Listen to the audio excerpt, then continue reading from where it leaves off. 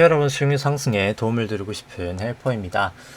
증시가 이때 볼린저 밴드 이탈하면서 이제 좀 하락 추세를 그리고 있는데요. 사실 단기적으로는 저는 이제 좀 반등할 때도 되지 않았나 싶기는 합니다. 기술적 분석 때 조금 더 자세히 얘기를 드리겠지만 이제 1, 2, 3, 4, 5가 거의 마무리가 되면서 살짝 나오더라도 아주 살짝 하락 이후에 이제 두 번째 이제 상승 파동은 조금 조정 파동이죠. 사실 내려가는 게 이제 주추세가 충격 파동이니까 국내도 그렇고 이제 S&P나 나스닥도 그렇고 한 번 정도는 더 빠질 가능성이 아예 없진 않겠지만 다시 한번 반등은 또 하지 않을까. 그러고 나서 사실 추세적으로 하락하지 않을까 싶고요. 오늘 같은 경우에 조금 추가를 했던 게 나중에 이제 미국 쪽 지수 업종별로도 하겠지만 이제 코스피 200 대비해서 상대 강도를 좀 한번 업데이트를 해봤습니다. 그냥 먼저 이거부터 설명을 해볼까요? 보면은 그러니까 쉽게 말해서 100이면은 그냥 코스피 200 올라간 만큼 올라간 거고, 그러니까 지난 1년 동안 근데 최근 분기를 한 2배 정도 가중치를 준 거고요. 코스닥 같은 경우가 결국 74%밖에 따라가질 못했고 S&P가 116%, 코스피보다 우월했다고 볼 수 있고 나스닥 100이 조금 더 높은 123%. 가장 높은 섹터가 뭐였냐라고 하면은 음식료 쪽이 141%로 가장 양호한 추세를 나타냈다라고 보실 수 있겠습니다. 이제 섬유의복 좋지 않았고 종이목재 좋지 않았고 화학 좋지 않았고 의약품 약간 더 좋았고 비금속 좋지 않았고 철강금속 아주 좋지 않았고 기계 쪽도 양호했다. 아무래도 방산 쪽이 이쪽에 들어가니까 이제 그쪽이 좀 양호했었고 전기전자는 그냥 쏘쏘 그냥 거의 지수만큼 따라갔다 보실 수 있고요. 의료종물 좋지 않았고 운수장비도 괜찮은 편이었다. 유통업 좋지 않았고 전기가스도 그냥 보통 정도였고 건설업도 그냥 보통 정도, 그 다음에 운수창고 보통 정도, 이제 통신업 약간 좋았고 금융업 괜찮았고 이제 증권도 나쁘지 않았고 보험이 상당히 좋은 편이었고 서비스업이 좋지 않았습니다. 제조업이나 인프라 같은 경우에는 그냥 보통 정도였었고요. 추세로 보면 이제 S&P도 그 상대 강도가 조금씩 점점 약해지고 있는 모습 보이고 있고 나스닥도 상대 강도는 계속해서 좀 약해지는 모습 추세적으로 나타내고 있습니다. 그럼에도 불구하고 100보다는 높긴 한 건 맞고요. 코스닥은 계속해서 좀 상대 강도 약해지고 있고 음식료도 약간은 약해졌지만 여전히 좀 강한 건 사실인데 조금 아무래도 고점을 쳐 보이는 것 같긴 하죠. 이제 그 다음에 이제 섬유 같은 경우는 상당히 좋았다가 22년 초까지 지금은 좋지 않은 상황. 근데 조금 최근에 조금 반등하고 있는 그런 모습이고 나머지는 그냥 생략하도록 하겠습니다. 한번 그냥 보시기만 하시면 될 것 같고 의약품이 이제 좀 다시 이제 100을 넘어가고 있는 그런 모습을 나타내고 있고요. 나머지 보시면 이제 대충 어디가 지금 세지고 어디가 약해지고 이제 이런 모습들이 이제 나타나고 있습니다. 그래서 그나마 이제 전기가스가 최근 올라가고 유통업은 계속 약해지고 있고 건설 같은 경우에 최근에 살짝 올라오고 있는 모습 등등등등 보실 수 있죠. 통신업도 그래도 상당히 그래도 계속 견조한 편이고 금융업 쪽도 마찬가지고 증권 쪽도 마찬가지고 보험도 마찬가지고 서비스업도 그렇고 서비스업 약해지고 있고 제조업도 좀 약해지고 있고 부동산은 살짝 안 좋았다가 이제 조금 반등하고 있는 그 정도 모습이다. 나중에 좀 시간이 되면 이제 미국 쪽 이제 섹터별로도 한번 만들어 보도록 하죠. 일단 넘어가도록 하고 그 다음에 이제 전주 대비해서 이제 연준 이제 대차대조표 움직임 살펴보면 지급준비금이 한 106억 달러 정도 감소가 됐고요. TGA가 152억 달러 정도 증가가 됐고 RRP가 한 300억 달러 가량 감소가 되면서 연준 순유동성이 한 158억 달러 정도 감소가 됐습니다. 그리고 국채 같은 경우에 보시면은 이제 22일까지 기준으로 단기 국채 한 840억 달러 정도 발행이 있었고요. 장기 국채 같은 경우는 한 923억 달러 정도 발행이 되면서 잔여 남은 게 단기가 한 2천억 달러 정도, 장기가 한 2,900억 달러 정도 남아 있습니다. 근데 EQ 같은 경우에는 아무래도 세수가 많이 거치는 그런 종부세를 걷는 해였기 때문에 작년 증시도 좋았고요. 부동산도 좋았기 때문에 세수가 많이 거치면서 국채 총 발행량이 한 580억 달러밖에 되지 않았지만 이제 3Q 같은 경우에는 결국 토탈로 QT 거를 제외하면 6,700억 달러 상당히 많은 수준이기 때문에 국채 발행 부담이 계속해서 일어날 거라고 보고요. 3Q까지 누적되는 GDP 대비해서 국채 발행량은 GDP의 약 4.8% 수준입니다. 4Q까지 하면은 계속 높아질 예정이고요. 뭐 최근 계속 공화당 그러니까 의원들도 미국 쪽에서 얘기를 하지만 이 단기 국채를 발행했던 게 결국 미국 증시를 끌어올리는 그런 요인이었고요. 이게 가능했던 거는 이제 매번 말씀을 드리는 이 RRP라는 자금이 단기 국채로 돈이 유입이 되면서 단기 국채를 찍어낼 수 있었습니다. 근데 중요한 거는 이제 그 RRP가 없다는 거죠. 3,800억 달러밖에 이제 남지 않았고요. 그러다 보니까 결국 지준도 이제 결국은 순유동성도 이제 감소하는 현상이 나타날 수밖에 없다. 결국 보시면 됩니다. 결국 국채 발행 부담이 계속해서 이제 생길 수밖에 없는 그런 상황이다라고 보실 수 있고요. 근데 이제 국채 발행 부담이 생겨서 결국 돈을 풀 수 있냐 없냐의 문제겠지만 돈을 풀 수 없다가 계속해서 말씀을 드리고 싶은 그런 가장 큰 사실 지금 당면한 위기라고 할까요? 이제 위기라고 보실 수 있습니다. 그러니까 뭐 이때까지야 보시면은 2008년도나 뭐 2000년도나 뭐 매번 얘기를 하는 거지만 예대율이 100%일 때 그냥 돈을 풀었습니다. 그러니까 돈을 풀었다는 게 결국 이 M1이나 M2 증가율이 증가를 했단 말이죠. 2000년 다시 M1, M2 훅 증가되고 2008년 M1, M2 훅 증가됩니다. 위기 때마다 돈을 풀었죠. 코로나 때 M1, M2 증가가 됩니다. 위기 때마다 돈을 푸는 행동이 가능했어요. 그러다 보니까 사실 위기는 오래가지 않았습니다. 2000년도도 그렇고 2008년도 그렇고 결국 증시 결국은 다시 반등합니다. 결국은 다 반등하죠.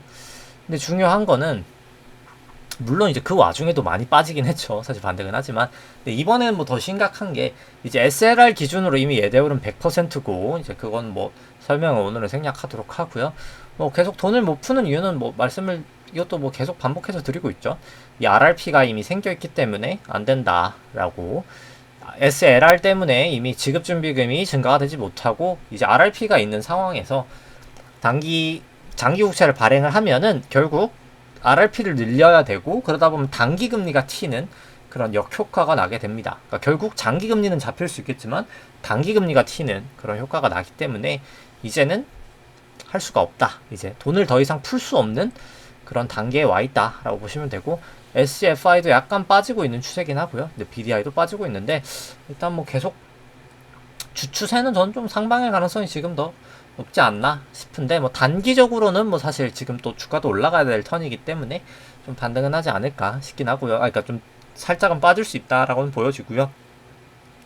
연준 수준 유동성이랑 주가가 상당히 동행하는 편이지만 이제 지금 이제 감소가 되고 있는 그런 상황이고 주가랑 괴리가 벌어지고 있죠. 이게 결국은 메워질 거다라고 보여집니다. 그 다음에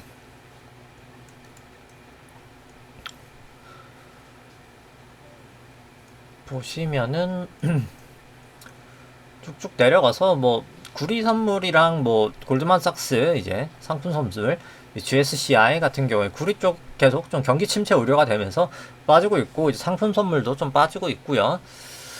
생산자 물건 좀 올라가고 있지만 이제 PC 이것도 내려가고 있었긴 하지만 사실 내려가는 각도가 이제 좀 많이 낮아 보이죠. 이제 그 다음에 이제 S&P 대비해서 M2 통화량 상당히 높은 수준이다라고 보실 수 있고요. 통화량 대비 증시도 그 다음에 나스닥 대비 M2도 상당히 높은 수준이다라고 보실 수 있습니다. 그 다음에 이제 윌시어 5000 대비해서 M2도 마찬가지고요.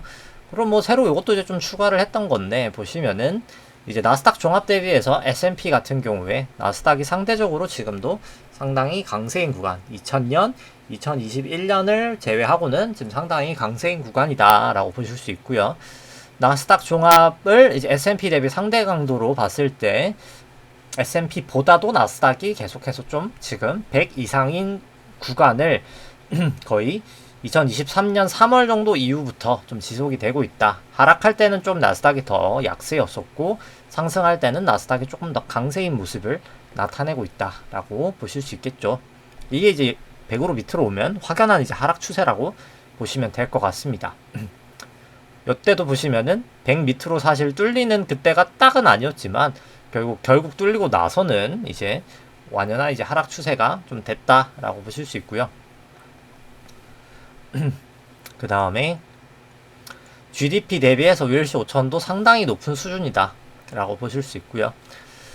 그 다음 뭐 GDP 대비 뭐 미국 정부 부채도 상당히 어마어마한 규모고, 그 다음에 뭐 계속 좀 우려되는 부분은 뭐 사실 이때부터이죠.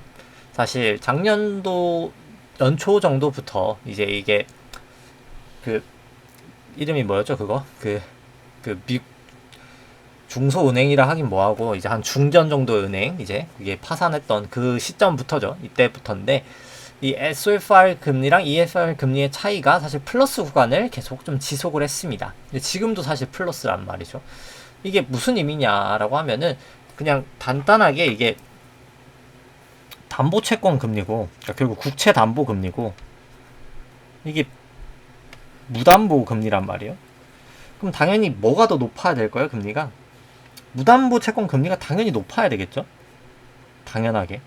근데 반대의 현상이 나고 있다는 거예요. 그러니까 담보 채권 금리가 더 높아지고, 왜 이런 현상이 나타날까? 사실 시장에 그만큼 이 단기 금융 시장의 돈이 사실 점점 없어지고 있다라는 의미입니다. 이거 자체가.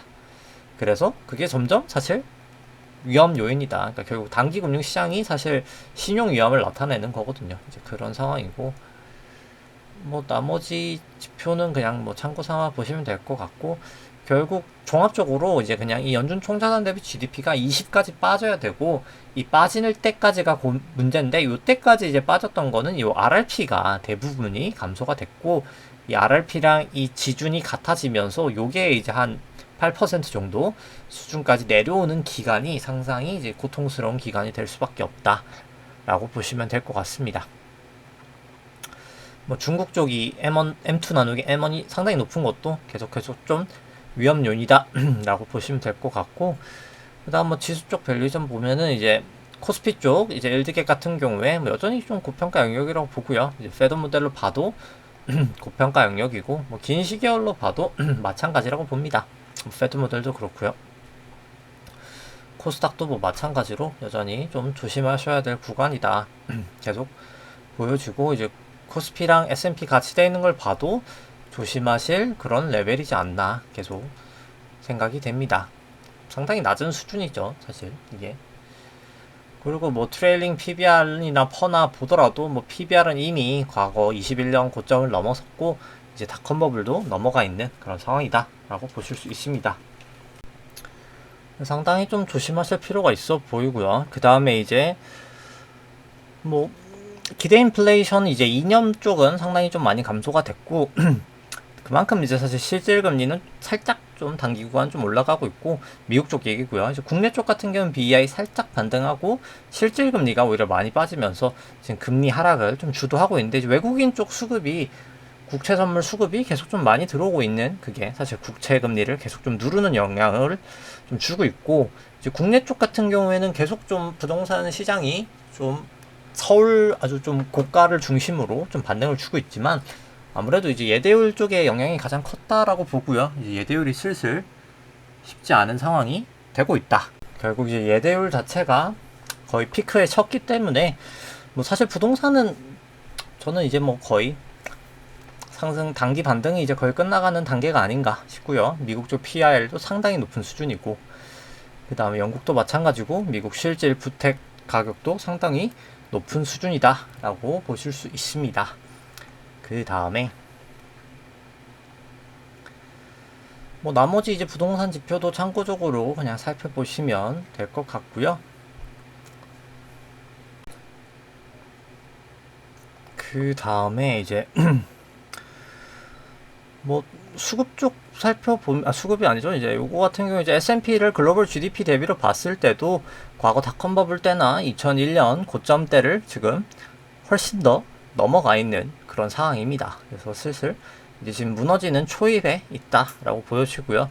실제로 이제 ISM이나 뭐 제조업이나 비제조업이나 점점 이제 사실 침체 지표로 나타나리라 생각을 합니다. 이제 그 다음에 이제 수급 쪽 같은 경우에도 S&P 투기적 순 포지션 살짝 좀 증가가 됐고요. 나스닥 투기적 순 포지션은 소폭 증가되는데 토탈 합은 아무래도 아직까지는 좀 숏 포지션이 조금 더 많은 상황이다 라고 보실 수 있고, 코스피 같은 경우에 이제 외국인 선물이 조금 매도가 최근에 좀 거셌던 부분이 있습니다. 그 부분이 이제 좀 하락을 이끌었다 라고 보실 수 있고요.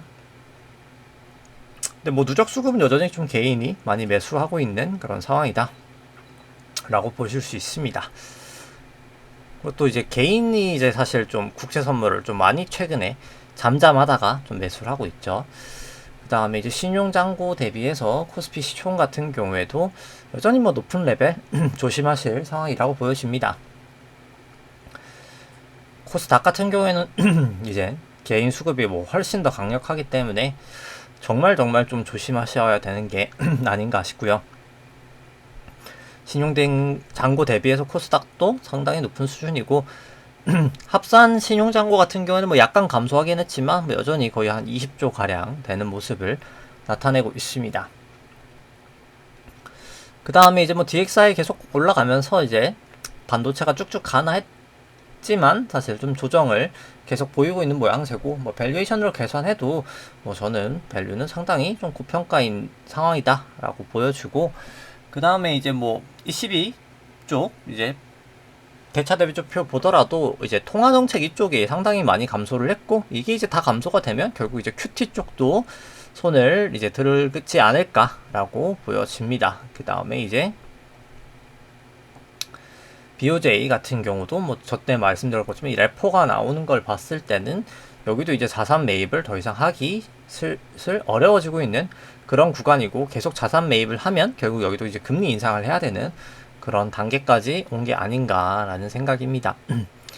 그 다음에 이제 뭐 지표들 한번 보면은 이제 채권 금리 같은 경우에는 계속 좀 하락 추세다 보니까 이제 국고 10년, 미국채 10년 다 포함해서 이제 여전히 좀 채권 자체는 롱 포지션, 그러니까 금리는 조금 하락하고 있는 추세고요. 달러 같은 경우는 중립적이고, 이제 금 같은 경우는 약간 롱 추세고, WTI는 하락 추세고, 삼성 약간 중립적이고, 애플은 여전히 아직까지는 롱 추세라고 봐야지고요. 점수로는 이렇게 마이크로소프트나 엔비디아는 이제 하락 추세로 좀 돌아섰다라고 보실 수 있을 것 같습니다. 국고는 여전히 롱 추세고, 이제 국고 10년은 롱 추세가 좀 감소가 되고 있고, 그 다음에 이제 미국채 10년도 롱 추세가 감소가 됐다 살짝 증가된 그런 상황이다 라고 보실 수 있고, 뭐 달러원 같은 경우에는 롱 추세가 조금 약세가 됐고, 그 다음에 이제 금선물 같은 경우 롱 추세가 줄어들었다 살짝 증가된 그런 상황. WTI 같은 경우에는 이제 롱 추세가 확 감소가 돼서 이제 쇼 추세로 돌아선 상황이다 라고 보시면 되고, 삼성전자 같은 경우에는 이제 롱 추세가 확 줄어들어간 그런 상황입니다. 애플도 롱 추세가 조금씩 감소되고 있고요. 마이크로소프트도 확 롱이 줄었다가 이제 살짝 다시 롱 추세로 돌아왔다 라고 보시면 되고, 엔비디아는 뭐 거의 이제 사실 중립적인 포지션이다 라고 보여집니다. 그 다음에 이제 국고 3년물 같은 경우에도 뭐 특별히 뭐 사실 뭐 볼린저로 보여드릴 건 없을 것 같고, 뭐 슬슬 이제 반등할 때는 RSI는 보나 뭐로 보나 뭐 된 것 같은 그런 모양새로 나타나고 있습니다. 뭐 나머지도 뭐 국고 10년도 뭐 특별히 상관없이 이제 RSI 봤을 때 거의 뭐 반등의 때가 온 게 아닌가 라고 보여지고요. 뭐 달러원 같은 경우에도 뭐 특별하게 뭐 말씀드릴 거는 뭐 이걸로 봤을 때는 뭐 없을 것 같고요. 금 같은 경우에도 뭐 OBB 같은 경우에도 뭐 약간 그냥 딱 추세선 닿여 있는 요 OBB인데 그런 모습이고, 뭐 나머지도 뭐 특별하게 여기 확 넘어갔다가 내려왔기 때문에 뭐 사실 이제는 좀 고점을 친 게 아닌가, 금 쪽은 저는 뭐 계속해서 좀 보고 있긴 합니다. 이거 벌어져 있고 벌어져 있고 이것도 벌어져 있고 벌어져 있기 때문에 좀 조심하실 때는 된 게 아닌가라고 생각을 하고요. 뭐 나머지도 마찬가지고요. 그 다음에 이제 WTI 같은 경우에도 봐도 이제 보면은 뭐 특별하게 뭐 움직임이 막 그렇게 강하진 않고요. 이제 RSI도 슬슬 여기 30미까지는 빠질 수 있겠지만 내려오면 또 반등하는 모습을 나타내지 않을까 생각을 합니다. 뭐 삼성전자 같은 경우에는 결국은 이제 내려오고 벌어져서 이제 하기 때문에 결국은 주추세는 하락이라고 봅니다. 이제는. 근데 이제 여기서 단기 반등이 이제 언제든 나올 수 있는 그 정도 구간이다 라는 정도로 생각하시면 되고, 코스피 200 대비해서 이제 상대 강도 같은 경우 여전히 이제 그래도 코스피보다는 좀 삼성전자가 좀 최근에 실적은 좋았다. 이제 주가의 이제 성과는 이제 그렇게 보실 수 있고, 애플도 여전히 이제 내려오고, 여기도 아직 내려오진 않았지만 내려오는 추세이기 때문에 벌어져 있고, 주 추세는 여전히 하방이다 라고 뭐 확실하게 이거는 나타납니다. RSI를 봐도 그렇고,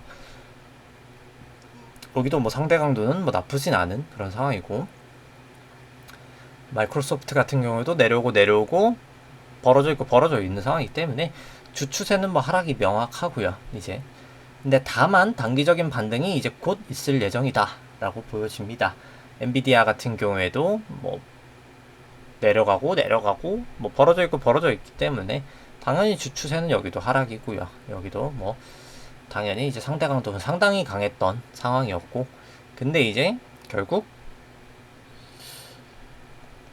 주 추세는 이제 하락이고, 이제 그 다음에 단기 정도 반등 정도 이제 나타나지 않을까 싶습니다. 이제 나스닥이나 이제 S&P, 이제 코스피, 코스닥 150 같은 경우에 이제 일봉으로는 사실 숏 추세로 다 돌아섰고요. 단기도 다 숏 추세로 돌아섰는데, 이제 120분봉 같은 경우에도 아직은 뭐 여긴 좀 롱 추세긴 한데, 뭐 그래서 이제 주 추세로 일단 봤을 때는 여전히 이제 여기는 이제 중립까지는 나스닥은 사실 내려왔고요. 그 다음에 이제 S&P도 롱 추세가 많이 감소가 됐고, 코스피 같은 경우에는 완전 중립까지 내려왔고요. 이제 코스닥 150 같은 경우는 이제 숏 추세로까지 돌아와 있습니다. 그래서 현물로 봤을 때 애매해요. 이게 사실 뭐 단기 반등이 있을지 살짝 더 빠질지 모르겠지만 일단 반등은 할 거라고 봅니다. 그러니까 살짝 빠졌다가 반등을 하든 바로 반등을 하든, 이게 차트를 볼 때 조금 더 얘기를 드리겠지만 지금 딱 그 정도 모습이다. 그래서 사실 아주 초단기는 조금 애매한 면이 분명히 존재하는데, 이제 뭐 S&P도 그렇고, 근데 다만 이제 일봉상으로는 다 이제 사실 장기 추세는 분명히 숏이고, 이제 근데 아주 초단기가 이제 아주 살짝 반등할 수 있는 그런 모양새지 않나. 뭐 이것도 뭐 S&P도 뭐 똑같기 때문에 뭐 설명 생략하도록 하고요. 여기도 베이시스 같은 거 여기 좀 모여 있고 하기 때문에 뭐 초단기는 여기도 반등 정도 줄 수 있겠지만, 뭐 주 추세는 계속해서 좀 하락하지 않을까라고 생각을 합니다. 뭐 코스닥 120도 뭐 똑같기 때문에 뭐 설명은 생략하도록 하고요. 그 다음에 이제 일봉상으로 봤을 때도 뭐 여기도 이제 내려오고 벌어져 있다가 이제 모이는 상황이기 때문에, 저게 이제 모이는 전까지는 결국은 주추세는 숏이다 라고 보실 수 있겠죠. 이제 코스닥 150 같은 경우에도 뭐 마찬가지다 라고 보여지고요. 여기 이제 코스피 200보다는 추세가 좀 약하긴 합니다. 이제 그러니까 여기 볼린저로 나타나는 거는, 그래서 뭐 차트로 보면은 이제 코스피 200 같은 경우에 결국 그냥 딱 지표들만 봤을 때 50일 이동평균선에서 계속 걸리긴 하죠. 도지이기도 하고 해서, 다만 여기서 사실 도지여가지고 한 번 정도는 더 빠질 가능성도 아예 없다라고 말할 수는 없겠지만, 사실 거의 바닥은 다 왔다라고 보여집니다. 근데 다만 그럼에도 불구하고 결국 전환선 기준선 이제 아주 오랜만에 역전이 되고 그런 상황이기 때문에 여기가 뭐 고점일 가능성은 뭐 아주 매우 높다라고 보여지고요. 그냥 아주 단기 분봉으로 봤을 때 이게 결국 1, 2, 3, 4, 5라고 저는 보여지긴 하거든요. 그러니까 이게 확률적으로 그냥 봤을 때 이게 1, 2, 3, 여기가 3, 이제 여기가 4, 5라고 보여지긴 하거든요. 근데 이게 5가 좀 약간 짧은 모습으로, 근데 이게 그냥 이게 아니라 여기가 이제 뭐 그냥 1이고 2고 여기가 이제 3이고 여기가 4고 여기가 이제 5일 가능성도 뭐 제외를 할 수는 없어요. 그래서 이게 A, B, C로 반등을 할지, 여기까지가 빠지고 여기가 A, B, C로 반등을 할지는 뭐 사실 모르겠지만, 정확하게는 중요한 건 뭐가 됐던 간에 이제 곧 한번 이제 반등은 줄 거란 말입니다. 그러니까 이게 빠졌고 반등을 한들 바로 반등을 한들 뭐가 됐든 반등은 한번 할 거기 때문에 좀 조심하실 필요가 있다라고 보여지고요. 뭐 채널링을 해봤을 때는 뭐 요건 뭐 크게 의미는 없긴 합니다. 이렇게 봤을 때. 그러면 이제 여기서도 똑같이 여기 2파 저점에서 하면은 이제 4파는 또 채널링을 할 수 있겠죠. 그래서 이것도 만약에 그냥 한번 채널링을 해본다 라고 하면은 그냥 얘를 옮겨버리죠. 그냥 귀찮으니까. 그래서 얘를 이제 올려버린다 라고 치면은 여기까지는 와야 되는 4파가 올 확률이 높아서 이렇게 넘어가는 여기가 이제 4지 않을까 싶기는 한데 4일 수도 있겠다라는 생각도 들긴 하는데 일단 뭐 아직까지는 1, 2, 3, 4, 5일 확률이 더 높을 것 같긴 한데 이건 뭐 봐야 되지 않을까 싶긴 합니다. 그래서 결국 뭐 주봉상으로 봤을 때 이제 3주봉상 여기가 이제 닿으면서 고점이지 않을까 했는데 여기가 진짜 이제 고점일 확률이 매우 좀 높아졌다라고 보여지고요. 뭐 코스닥 150 같은 경우에도 뭐 단기로 봤을 때 결국 이제 이게 1이고 이게 2고 이게 결국 3이고 이게 4고 5가 나오면서 1, 2, 3, 4, 5 정도 나오고 이제 그 다음에 이제 A, B, C 정도에서 이제 반등이 2파로 크게 나타나지 않을까라고 보여집니다. 뭐 한 번 더 뺐다가 올라간들 뭐가 됐든 뭐 이제 거의 끝나가는 상황이다 라고 보여지고요. 이제 S&P 같은 경우에도 보시면은 이게 결국 1, 2, 3, 4, 5라고 전 보여지는데 그러니까 여기까지가 3이고 여기가 4고 5라고 보여지는데 그 다음에 이게 A, B, C 여서 조정이 끝나기엔 좀 너무 짧긴 해서 한 번 정도 이제 반등 이렇게 빠졌다가 반등 정도 주고 그 다음에 이제 하락하지 않을까 싶기는 하고요. 뭐 기간으로 봤을 때 이렇게나 이렇게 보면 사실 요건 뭐 또 기간으로 봐도 뭐 문제는 없긴 하네요. 그냥 S&P로만 봤을 때는. 나스닥으로 봤을 땐 좀 기간이 좀 부족하긴 해요. 나스닥은 솔직히 좀 더 그 전부터 하락을 했기 때문에 코스피도 그렇고 그래서 약간 저는 좀 기간이 더 지금 필요한 게 아닌가 라고 생각을 하긴 합니다. 그래서 빠지고 나서 이게 한번 빠졌다가 올라간들 아니면 여기서 이제 A, B, C를 이렇게 A, B, C로 이렇게 간들 한 번 정도는 반등이 더 있지 않을까 보여주고 뭐 나스닥 같은 다우 같은 경우도 뭐 마찬가지입니다. 지금 이 정도 빠져 있는데 이제 선물 기준으로 뺐다가 한번 갔지 않을까 싶고 S&P 선물 같은 경우도 이제 결국 요 라인을 그래서 지금 뚫리냐 마냐가 중요하겠죠. 이제 뚫리면 한 번 더 내려갔다가 반등을 하는 것일 거고요. 아니면 이제 그냥 이게 ABC 조정일 수 있겠죠. 그 다음에 이제 나스닥 선물 같은 경우에도 프랭스팬도 역전이 됐고 이제 전환선 기준선도 역전이 됐고 52동 평균선도 있고 지금 뭐 그런 상황에서 뭐 아까 말씀드렸던 똑같은 상황처럼 이제 똑같이 그냥 뭐 한 60분봉으로 볼까요? 1, 2, 요게 3, 4, 5지 않을까 저는 싶은데 이게 마지막 오지 않을까 싶은데